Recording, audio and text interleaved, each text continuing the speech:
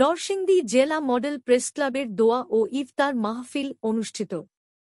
নরসিংদী জেলা মডেল প্রেসক্লাবের উদ্যোগে প্রয়াত সাংবাদিক একেএম আবু সাঈদ চৌধুরী ও জেলার কর্মরত প্রয়াত সাংবাদিকদের রুহের মাগফিরাত কামনায় এক বিশেষ দোয়া ও ইফতার মাহফিল অনুষ্ঠিত হয়েছে।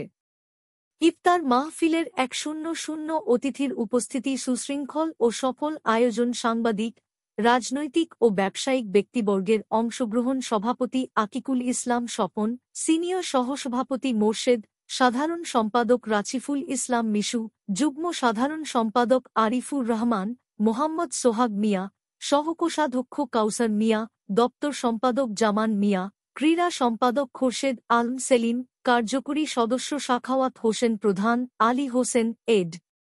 বদরুল আমিন, নরসিংদী সাংবাদিক ইউনিয়নের সদস্য সচিব আমির হোসেন, এছাড়াও নরসিংদীর বিভিন্ন গণমাধ্যম কর্মী, ব্যবসায়ী ও রাজনৈতিক নেতৃবৃন্দ এই মাহফিলে অংশ নেন। অনুষ্ঠানে উপস্থিত অতিথিরা একসঙ্গে দোয়া করেন এবং রমজানের বরকতময় ইফতারে অংশগ্রহণ করেন।